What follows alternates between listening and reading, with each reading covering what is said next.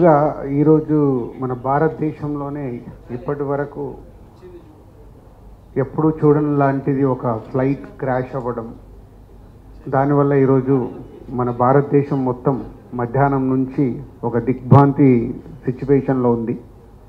So దాని గురించి ముందుగా ఒక నిమిషం మౌనం పాటించి తర్వాత కార్యక్రమంలోకి వెళ్దాం.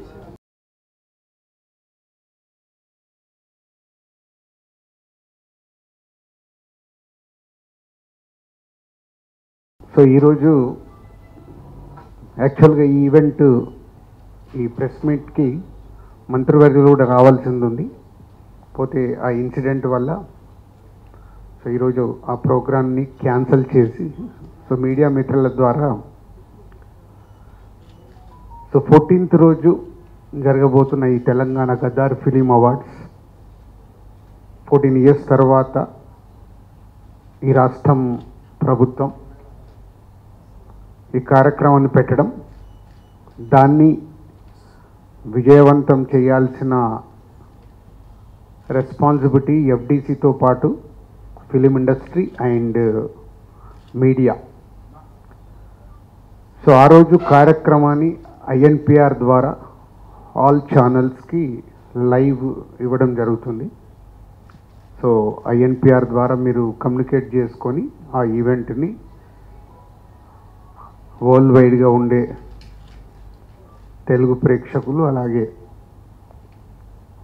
అదర్ లాంగ్వేజ్లు కూడా ఇప్పుడు పాన్ ఇండియా అయిన తర్వాత మన హీరోల సినిమాలు ప్రపంచవ్యాప్తంగా రిలీజ్ అవుతున్నాయి. కాబట్టి ఈ ఈవెంట్ అందరికీ రీచ్ అయ్యేలాగా మీ వంతుగా లైవ్ ప్రోగ్రామ్ని కండక్ట్ చేయాలని ఎఫ్డీసీ ద్వారా కోరుచున్నాం. 6 o'clock ఈవెంట్ షార్ప్గా స్టార్ట్ అవుతుంది.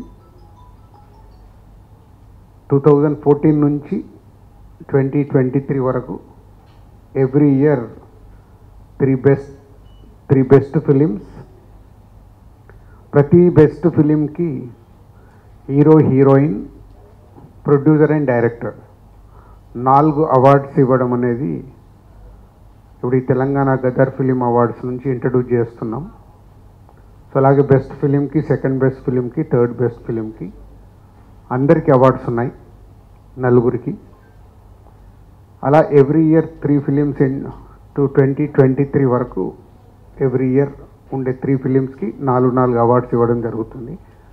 సో ఇది చాలామందికి కమ్యూనికేట్ కాలేదని అన్నారు. ఇది కూడా మీడియా మిత్రులు ఇది అందరికీ రీచ్ అయ్యేలాగా చేయాలని కోరుకుంటున్నాను. అలాగే 2024లో ఏవైతే అవార్డ్స్ అనౌన్స్ ఉన్నాయో అవన్నీ అందరికీ ఇన్విటేషన్స్ కూడా ఈరోజు రీచ్ అయ్యాయి. సో తెలుగు చలనచిత్రలో ఉండే అందరికీ ఎఫ్డీసీ చైర్మన్గా నా విన్నపం, అందరూ పార్టిసిపేషన్ చేసి 14 సంవత్సరాల తర్వాత జరుగుతున్న ఈవెంట్ని సక్సెస్ చేయాల్సిందిగా అందరినీ కోరుకుంటున్నాను. Thank you.